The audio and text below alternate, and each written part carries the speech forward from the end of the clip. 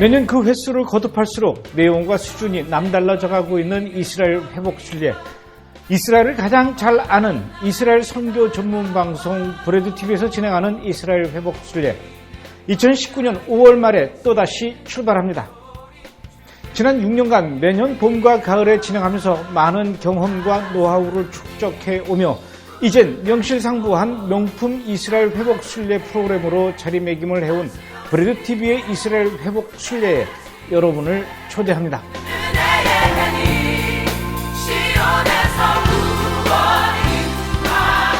우선 2019년 5월 30일부터 6월 7일까지 진행되는 무화과 코스는 이스라엘을 이미 한번 다녀왔거나 좀 더 색다른 이스라엘에서의 경험, 그리고 이스라엘을 위해서 기도와 동시에 뭔가 실질적인 도움을 주기를 원하는 분들을 위해서 마련했습니다. 물론 기본적인 성지를 방문하기도 하지만 기도타워를 방문하여 그곳에서 이스라엘 땅을 내려다보며 기도하고 또 메시아닉 주와 함께 텔아비브 거리에서 전도 찬양을 하고요. 뿐만 아니라 네게브 사막의 베두인 텐트에서 하룻밤을 보내며 모닥불을 피워놓고 메시아닉 찬양 가수의 찬양을 듣고 사막의 별을 올려다보는 아주 감동적인 시간을 가지려고 합니다. 그리고 남들은 쉽게 방문할 수 없는 이스라엘의 군부대를 방문해서 그들을 격려하고요.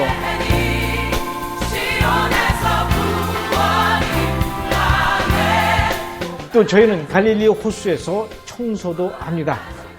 이스라엘을 위해서 기도만 하는 것이 아니라 팔을 걷어붙이고 뭔가 하나라도 도움이 되자는 것이죠. 이스라엘에서의 이런 특별한 시간들은 분명히 여러분들의 신앙생활에 큰 경험이 될 것입니다. 6월 6일부터 6월 14일까지 진행되는 올리브 코스는 이스라엘을 처음 방문하는 분들을 위한 코스입니다. 예루살렘의 감람산과 통곡의 벽, 시온의 친구들 박물관, 예수님이 40일 동안 금식 기도하셨던 유대 광야와 마사다, 예수님의 품속과도 같은 사역지 갈릴리 호수, 이런 기본적인 성지도 방문하지만 그것보다도 더 중요한 것은 현재 하나님께서 이스라엘을 통해서 어떤 일들을 하고 계시는지 확인하는 시간을 가지려고 합니다. 이스라엘에서 회복과 용서, 제3성전, 루터의 두 얼굴 등 제가 만든 기독교 다큐멘터리 영화들을 관람하고요. 메시아닉주 과정과 메시아닉주 교회를 방문하여 이스라엘에서 예수를 믿는다는 것이 얼마나 힘든 것인지 그들에게서 직접 듣고 그들의 손을 잡고 위로하는 아주 특별한 시간을 가지려고 합니다. 특히 금년부터는 올리브 코스로 이스라엘 가시는 분들 중에 러시아의 모스크바를 경유해 가기는 하지만 가격이 조금 저렴한 A팀, 그리고 대한항공 직항으로 가기 원하는 분들을 위한 B팀, 이렇게 두 팀으로 나누어 출발할 수 있도록 준비했습니다. 무화과 코스, 올리브 코스 모두 다 매일 아침마다 제가 이스라엘에 관한 아주 깊고 재미있는 강의를 1시간씩 진행하고요. 또 매일매일 그 현장에서도 특별 현장 강의를 진행하면서 감동과 은혜뿐만 아니라 이스라엘을 향한 눈이 열리고 귀가 열리는 놀라운 시간을 만들어 드리려고 합니다. 제가 가장 꿈꾸던 곳, 한번 꼭 와보고 싶은 곳, 그리고 그런 곳에 와서 너무 감동을 많이 받았고 너무너무 감사했고요. 은혜 많이 받고 정말 이스라엘에 와서 눈물 없이 체험했어요. 이번에 너무 잘한 것 같아요. 저희 이스라엘 선교 전문 방송 브레드TV에서 진행하는 이스라엘 회복 순례 프로그램은 이미 수년간 여러 차례 진행해온 터라 저희는 이스라엘로 언제 가야 하는지, 그리고 무엇을 어떻게 보고 경험하며 어떤 시간을 보내는 것이 우리에게나 이스라엘에게나 서로 좋은 시간이 될 것인지 잘 알고 있습니다. 이번에도 역시 그 경험과 노하우를 최대한 활용하려고 합니다. 이제 그만큼 이스라엘은 여러분 앞에 훨씬 더 가깝게 다가왔습니다. 그리고 여러분을 기다리는 이스라엘의 문은 활짝 열려 있습니다. 저는 여러분에게 정말 자신 있게 말씀드릴 수 있습니다.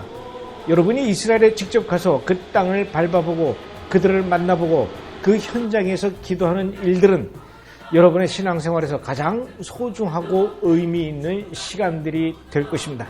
그리고 그런 시간이 될 수 있도록 저와 브레드TV 모두가 최선을 다해서 준비하도록 하겠습니다. 저는 이번 회복순례를 통해 여러분들에게 선사하고 싶은 목표가 있습니다. 여러분들을 모두 한 사람도 빠지지 않고 이스라엘에 대한 사랑에 푹 빠지게 하는 것입니다. 이스라엘에 대한 상사병에 걸리게 하는 것이죠. 그래서 여러분이 저와 함께 여행을 마치고 한국에 돌아갔을 때 그리운 이스라엘, 또 가고 싶은 이스라엘, 꿈속에 나타나는 이스라엘, 이런 마음이 자리 잡게 하는 것이죠. 무조건 이스라엘만 가는 것이 중요한 것이 아닙니다. 가서 무엇을 보느냐, 누구를 만나느냐가 중요하죠. 그러나 그것보다 더 중요한 것은 누구와 함께 가느냐가 더 중요합니다. 여러분, 저와 함께 이스라엘로 가시죠. 제가 여러분을 하나님께서 약속하신 땅 이스라엘로 안내하겠습니다.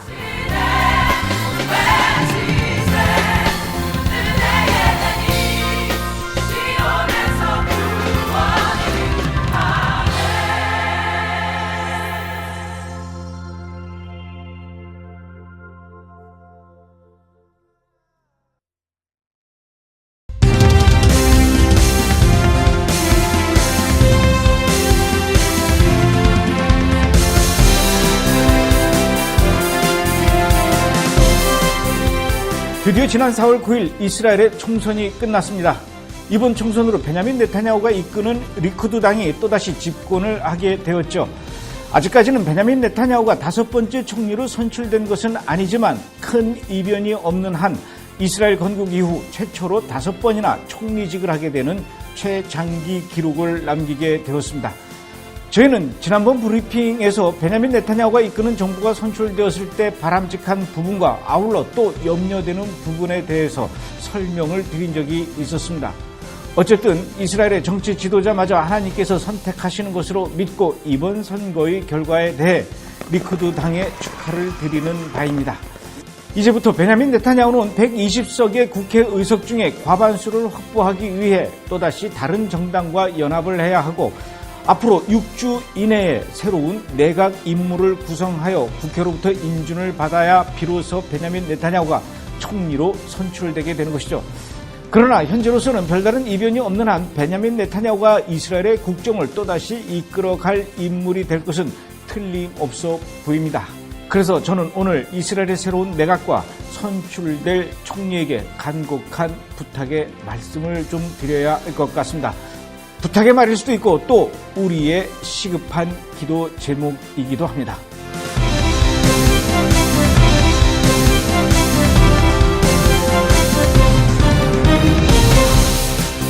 우선 베냐민 네타냐후가 이끄는 리쿠드 당이 선거에서 이긴 것은 축하할 일입니다.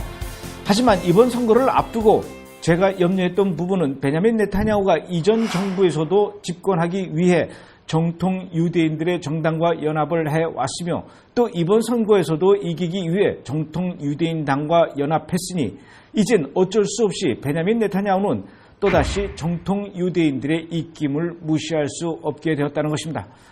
베냐민 네타냐후는 이제 새로운 내각을 꾸리는 과정에서도 이전에도 그랬듯이 내무부 장관을 정통 유대인 출신의 의원에게 맡기게 될 것으로 예상되기 때문입니다. 정통 유대인들의 입김을 무시할 수 없는 베냐민 네타냐후 내각. 그렇다면 이스라엘에서는 예전에도 그랬듯이 앞으로도 역시 이스라엘의 메시아닉 유대인들에 대한 핍박이 더 거세어질 것이기 때문입니다. 그래서 이스라엘의 새로운 총리와 내각들에게 간절히 부탁드리고 싶은 말은 바로 우리와 똑같이 예수님을 하나님의 아들이자 우리의 구원자, 우리의 메시아이신 예수님을 믿는 메시아닉 유대인, 메시아닉 주에 대한 핍박을 중단해 달라는 것입니다. 그리고 외국에서 살고 있는 유대인들 중에 예수님을 믿는 메시아닉 유대인들이 이스라엘로 알려할 수 있도록 이스라엘의 귀환법을 하루빨리 고쳐달라는 것입니다. 왜냐하면 이스라엘의 귀환법에는 아무리 유대인의 혈통이라는 족보와 신분이 확인된다 하더라도 그 사람의 종교가 유대교가 아닌 다른 종교를 가진 사람이라면 이스라엘로 알려할 수 없다는 귀환법 규정이 있기 때문이죠. 1950년에 제정된 이스라엘의 귀환법의 서문에는 이렇게 적혀 있습니다. 모든 유대인은 이 나라로 이민 올 권리가 있다. 본질적으로 모든 유대인은 이스라엘 시민권자이다. 저희가 이스라엘에서 유대인 이민 관련 업무를 담당하고 있는 변호사에게 알리아의 조건에 대한 구체적인 내용을 직접 질문했었습니다. 만약에 외국에 거주하던 유대인이 이스라엘로 알리아하기 위해서는 자신이 유대인이라는 증명서를 먼저 제출해야 하는데 할아버지, 할머니, 아버지, 어머니의 출생 증명서와 그들이 모두 유대인 묘지에 묻혔다는 증명서가 있어야 한답니다. 이때 중요한 것은 아무리 유대인 부모를 둔 유대인 후손이라 할지라도 반드시 자신이 유대교인이라는 것을 증명해야 한다는 것이죠. 외국에서 살아왔던 유대인이 만약에 유대교가 아니고 다른 종교로 개종했던 사람이라면 이스라엘로 알리야할 자격이 없답니다. 이때 만약에 유대교를 믿지 않는 유대인이 이스라엘로 알리야하고 싶다면 일단 이스라엘로 이주한 이후 약 1년 반에서 2년 동안 유대교 개종을 위한 종교교육을 받은 후에는 비로소 시민권을 받을 수가 있다는 것이죠. 그런데 특이한 것은 유대인이긴 하지만 자신이 종교가 없는 무신론자라고 밝히면 그들은 다른 종교로 개종한 것이 아니기 때문에 이스라엘로 알리야할 자격이 있다는 것이죠. 그러나 아무리 조상이 유대인이고 또 그런 것들을 확실히 증명할 수 있는 서류가 있다 해도 단 예수님을 믿는 메시아닉 유대인이라는 사실이 밝혀지면 알리야할 자격이 없다는 것이 바로 현재 이스라엘의 귀환법이라고 합니다. 실제로 1970년에 개정된 이스라엘의 귀환법 4조 B항에 보면 이스라엘로 알리야할 수 있는 유대인의 자격에 대해서 이렇게 정의하고 있습니다. 본 법령의 목적상 유대인은 유대인 어머니로부터 태어났거나 유대교로 개종했으며 다른 종교에 속하지 않은 자를 의미한다. 바로 이 조항 때문에 오늘날 수많은 예수를 믿는 유대인들이 이스라엘로 알리야를 하지 못하고 있으며 또 알리야를 했다 하더라도 그것이 발각되면 법을 어긴 것이 되어 시민권이 빼앗기거나 또는 빼앗기지 않으려고 많은 사람들이 숨기고 있는 것입니다.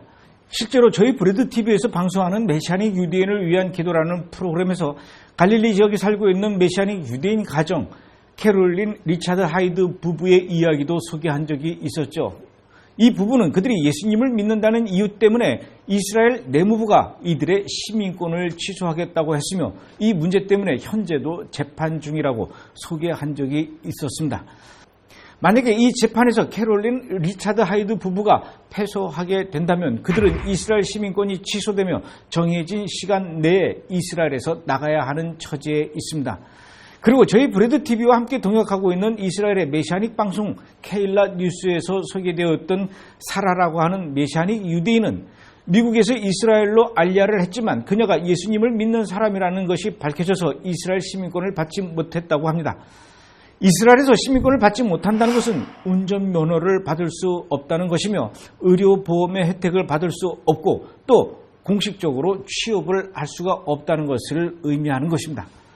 저는 전 세계에 있는 유대인들을 이스라엘로 알리야시키는 일들을 주도하고 있는 이스라엘의 단체들의 대표나 담당자들을 만나서 물어본 적이 있었습니다. 당신들은 같은 유대인인데 왜 예수님을 믿는 사람들은 이스라엘로 데리고 오지 않느냐?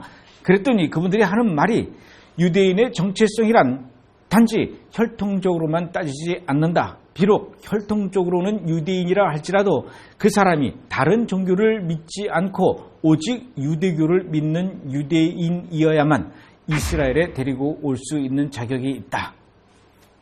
물론 2000년 전에 전 세계로 흩어져서 디아스포라의 삶을 살아오면서 그럼에도 불구하고 유대인의 정체성을 잃지 않고 기적처럼 하나님의 예언대로 그들이 다시 이스라엘 땅으로 돌아오고 나라를 건국시키고 지금까지 훌륭하게 건설해 왔던 배경에는 분명히 유대인들만의 정체성을 잃지 않고 지켜왔기 때문이라는 것 모르는 바는 아닙니다.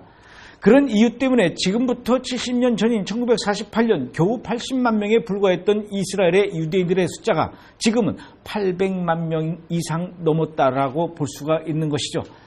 하지만 현재 이스라엘의 800만 유대인들 중에 진짜 유대교를 믿는 유대인들만 있을까요?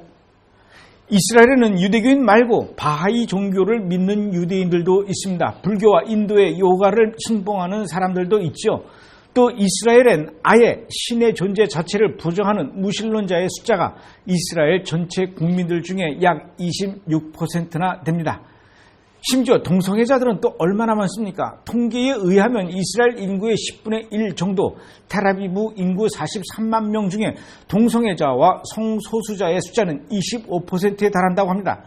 그래서 매년 한 차례씩 텔아비브에서는 전 세계의 수많은 동성애자들이 모여 축제를 벌이고 또 그 비용 11억 8천만 원을 텔아비브 시 당국에서 지불한다고 하지 않습니까? 이런데도 왜 굳이 예수님을 믿는 메시아닉 유대인들에 대해서만 엄격한 법 규정으로 그들을 행정적으로 핍박하고 또 귀환법을 통해서 예수님을 믿는 이 메시아의 유대인들만 이스라엘로 알리아하지 못하게 하느냐는 것입니다. 하나님을 믿고 예수님을 믿으며 이스라엘을 위해서 기도하는 메시아의 유대인들은 유대인의 정체성이 없다라는 얘기입니까? 동성애자들과 무신론자들은 유대인의 정체성을 지키고 있다라는 얘기인가요? 그런 것들이 바로 이스라엘의 유대인들의 정체성이란 얘기입니까? 이스라엘에는 이스라엘과 전 세계 기독교인들과의 다리를 연결하여 서로 돕자며 활동하는 기관과 자선단체들이 여럿 있습니다.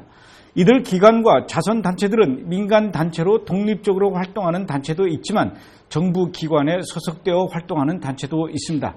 제가 굳이 어느 단체라고 이름을 밝히지는 않겠지만 이들은 전 세계 기독교인들에게 그동안 유대인과 기독교인들 간에 존재하고 있었던 갈등과 적대감을 넘어서 이제는 서로 사랑하며 화합하자며 손을 내밀고 있지요.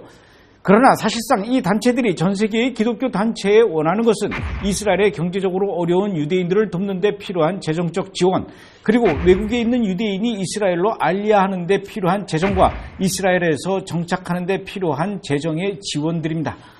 또 2017년부터는 이스라엘의 국회인 크네셋에서 이스라엘의 정치인과 전 세계 기독교 리더들이 한자리에 모여서 조찬 기도회도 가지기도 했었습니다. 우리는 기독교인들을 사랑한다. 우리는 기독교인들을 차별하지 않고 그들과 친구가 되기를 원한다. 그러니 이제는 전 세계 기독교인들이 이스라엘 편이 되어서 이스라엘을 위해서 기도해주고 이스라엘의 어려운 유대인들을 물질적으로 재정적으로 도와야 하는 것이 아닌가 이러면서 말입니다. 물론 당연한 일입니다. 우리는 분명히 이스라엘을 사랑하는 기독교인으로서 이스라엘을 위해서 기도하고 또 예수님의 사랑으로 그들과 연합해야 하는 것은 100번 말해도 절대로 부족한 말이 아니죠. 아무리 우리 주변에서 이스라엘을 비난해도 우리는 꿋꿋이 이스라엘을 위해서 기도하고 우리가 사랑하는 이스라엘의 유대인들 중에 경제적으로 어렵다면 우리가 먹던 빵을 나누어 주고 또 우리의 주머니를 열어서 그들을 도와야 하는 것은 절대로 틀린 말이 아닙니다. 그리고 그것이 정말 성경적이니까요. 하지만 저는 가끔 이런 생각을 해봅니다. 정말 유대인과 전 세계 기독교인들이 서로 용서하고 화합하고 사랑하며 서로의 필요한 부분을 돕기를 원한다면 이스라엘 정부나 여러 단체들이 전 세계 기독교인들에게 손을 내밀기 이전에 먼저 이스라엘에 있는 메시아닉 유대인들에게도 손을 내밀어야 되는 것이 아닐까요? 이스라엘에서 예수를 믿는다는 이유 때문에 직업도 갖지 못하고 경제적으로 어려움을 겪고 있는 같은 유대인에게는 왜 손을 내밀지 못하고 사랑을 베풀지 못하고 있는 것일까요? 그들의 신앙을 존중하는 관용을 베풀지 못하고 왜 그들을 찾아가서 손을 잡아주지 못하는 것일까요?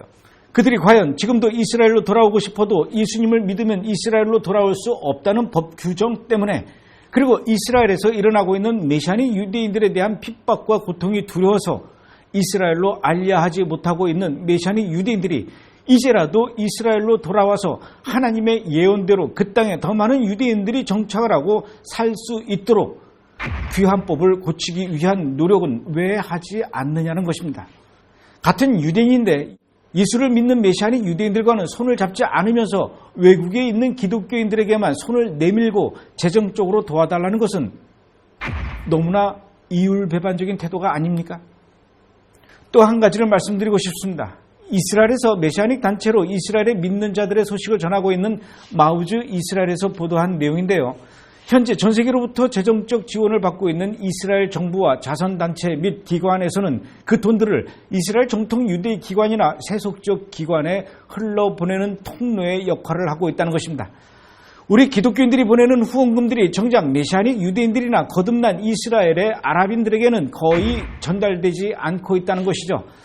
또한 메시아닉 유대인들을 가장 적극적으로 핍박하는 정통 유대인 정치가들 중 몇몇은 기독교인으로부터 수백만 달러를 후원받는 기관에 이사로 재직하고 있다고도 이야기했습니다. 물론 이런 사실들은 대부분의 기독교인들이 잘 모르고 있는 일들이죠. 그래서 저는 우선 이스라엘의 새로운 내각과 리쿠드 당의 베냐민 네타냐후 당수에게 부탁을 합니다. 정통 유대인들의 눈치만 보고 그들의 요구만 들어주어선 안 됩니다. 이스라엘 국민들 중에는 정통 유대인들만 있는 것이 아니라 분명히 시민권을 갖고 권리를 갖고 있는 메시아닉 유대인들도 3만 명 이상 있다는 것을 알아야 합니다. 이젠 이스라엘에서 더 이상 메시아닉 유대인들이 예수를 믿는다는 이유 때문에 물리적인 핍박이나 고통을 당하지 않도록 정부가 그들을 보호해 주어야 합니다. 행정적으로 불이익을 받지 않도록 해야 합니다. 유대교를 믿지 않는 유대인들은 이스라엘로 알리할 수 없다는 현재 이스라엘 귀환법을 반드시 고쳐야 합니다. 그들도 이스라엘로 당당히 돌아올 수 있도록 해야 하니까요. 이스라엘의 알리아를 주도하는 사역 단체들, 그리고 이스라엘의 어려운 유대인들을 돕고 있는 자선 단체들에게도 부탁드립니다. 우리나라의 기독교인들에게 찾아와서 손만 내밀지 말고 정말 기독교인들과 연합하기 원한다면, 그래서 기독교인들의 지원을 받고 싶다면 귀환법을 고쳐야 한다는 전 세계 기독교인들의 요구에 더 이상 귀를 틀어막지 말고 여러분들이 나서서 이스라엘 정부에 요구하고 고쳐나가는데 앞장서 주시기를 부탁드립니다. 오늘도 전 세계의 기독교인들은 이스라엘 위해서 기도하고 있습니다. 물론 우리나라의 기독교인들도 이스라엘 위해서 기도를 하고 있지요. 저희 브레드TV 시청자들은 누구보다도 더 이스라엘 편에 서서 1948년에 있었던 이스라엘의 건국을 하나님께서 약속하셨던 예언의 성취라고 굳게 믿고 있으며, 예루살렘이야말로 이스라엘의 진정한 수도이고 또 단에서부터 브엘세바까지의 모든 땅들이 이스라엘의 변하지 않는 영토라고 믿고 있습니다. 물론 이스라엘의 유대인들이 온갖 역경과 어려움을 딛고 일어서서 오늘까지 그 영토들을 지켜오고 민주주의를 이뤄왔다는 것은 알지만, 그에 못지않게 오늘도 우리나라를 포함한 전 세계 기독교인들이 이스라엘을 지지하고 이스라엘 편에 서서 이스라엘을 위해 기도하고 이스라엘을 축복해 온 것도 절대로 무시할 수 없는 것 아니겠습니까? 그러니 이제는 우리 기독교인들의 간절한 바람과 요구도 귀담아 들어야 하는 것이 아닐까요? 이스라엘에서 지구 반대편에 있는 경기도 일산에 있는 제가 아무리 이스라엘 정부와 단체들에게 이런 부탁을 한다고 해서 그들의 귀에 저의 이야기가 들어갈 거라는 생각은 하지 않습니다. 그들의 마음을 또 움직이게 할 거라고도 생각하지를 않습니다. 그렇다면 제가 왜 이런 이야기를 할까요? 저는 그동안 이스라엘을 70번이 넘게 방문 여행하면서 눈물을 흘리며 숨어서 예수님을 믿는 메시아닌 유대인들로부터 부탁을 받은 바가 있기 때문입니다. 이스라엘의 메시아닌 유대인들의 목소리는 너무나 작고 힘이 없어서 아무리 이스라엘 정부의 이야기를 해도 전달이 되지를 않는다는 것이죠. 그러면서 한국에 있는 기독교인들이 제발 이 문제를 알아주고 기회가 닿는 대로 이스라엘 정부를 향해서 대신 이야기를 해달라고 부탁을 했던 것입니다. 여러분, 이것이 지금 이스라엘의 메시아닌 유대인들이 처하고 있는 현실입니다. 우리가 이스라엘을 돕고 이스라엘의 유대인들을 위로하는 것도 물론 중요합니다. 종교와 관계없이 가난한 자들을 돕는 것이 역시 성경적이죠. 그래서 가난한 정통 유대인들을 돕고 그들을 찾아가 손을 잡아주는 것도 중요하지만, 그 이전에 우리와 똑같이 예수님을 메시아로 믿는 메시아닉 유대인들의 아픔과 고통을 모른 척하고 외면한다면 누가 그들의 마음을 위로해 줄 수 있겠습니까? 누가 그들의 허기진 배를 채워주며 누가 그들의 불안과 공포에 떨고 있는 그 외로움을 달래줄 수 있겠습니까? 바로 우리 기독교인들이 해야 하는 일이 아닐까요? 전 세계의 기독교가 그 교세를 잃어가고 예수님을 믿는 기독교인들의 숫자가 줄어들고 있어도 단 하나의 나라 이스라엘에서만큼은 그 어느 때보다도 예수님을 믿는 유대인들이 기하급수적으로 늘어나고 있습니다. 하루에 1000명 이상의 유대인들이 예수님을 믿겠다고 두 손을 높이 들고 무릎을 꿇는 일들이 지금 이스라엘에서 일어나고 있습니다. 그러나 이들이 예수님을 믿으면서도 당당히 예수님의 제자가 되었다고 사람들에게 자랑할 수 없으며 언제 어디서 공격을 당하게 될지 몰라 마치 그 옛날 카타콤베의 기독교인들처럼 지하에 숨어 지낸다면 이 또한 가슴 아픈 일이 아닐 수가 없죠.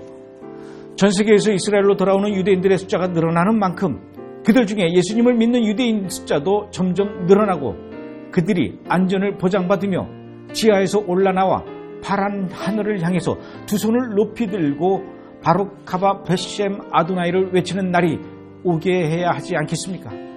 그래서 온 이스라엘이 다시 오실 예수님을 반갑게 맞이해야 하지 않겠습니까? 그리고 이스라엘의 메시아닉 유대인들이야말로 같은 유대인들에게 예수와를 전하고 알릴 수 있는 유일한 희망이 아닐까요? 그래서 저는 이제 여러분들에게 부탁을 드리겠습니다. 만약에 여러분들이 이스라엘의 정치인들을 만날 기회가 생긴다면, 그리고 또 이스라엘의 알리아 사역 단체의 리더들을 만나게 된다면 제발 이제는 이스라엘의 귀환법을 고쳐야 하지 않겠느냐는 말을 한마디라도 좀 해 주십시오. 그리고 이것이 바로 또 우리의 기도 제목이 되어야 합니다. 우리가 이스라엘이 이슬람의 세력과 맞서 싸우고 있는 현실을 보고 이스라엘의 안보와 이스라엘의 정치적 안정을 위해 거창하고 원대한 기도를 하느라 그런 기도 제목들에 가려서 정작 우리와 똑같이 예수님을 하나님의 아들이자 메시아이자 구원자이신 예수와를 믿는 메시아니 유대인들이 지금 부당하게 당하고 있는 핍박과 고통을 놓쳐서야 되겠습니까? 그리고 이스라엘의 정부 기관이나 자선단체, 사역단체들에게 후원을 할 때는 지금까지 제가 설명해드린 부분들을 알고 후원을 해주시기를 부탁드립니다.